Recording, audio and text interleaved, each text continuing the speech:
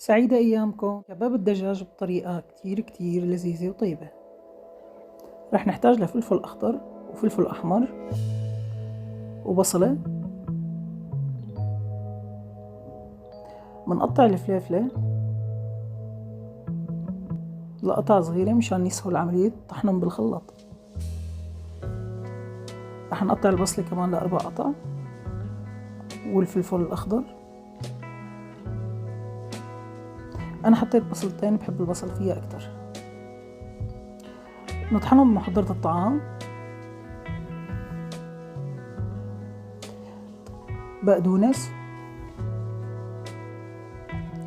ينفرم ناعم. بعدين بنصفيهم مصفاية مشان تنزل المي منهم. للبهارات رح احطهم بصندوق الوصف. بنضيف البهارات على لحمة الدجاج.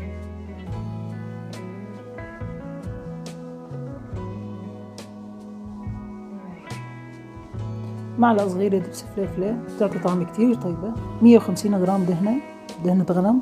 بعد ما تصفوا بنضيفهم على الدجاج وبنحرك. هلا بدنا نعجنهم بطريقة هيك مشان يتمازجوا مع بعضهم، تعطي طعم أطيب.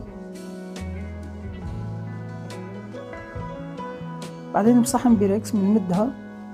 طبعا كل شخص حسب كيف بيحب السماكة تبعها، أنا بحبها تكون شوي سميكة. فبهي الطريقة نحن بنمدها.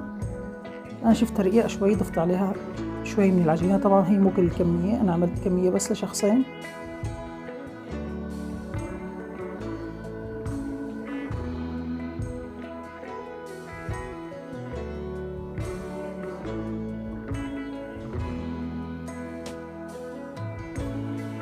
ندخلها على فرن درجة حرارة 180 فوق وتحت لمدة نص ساعة،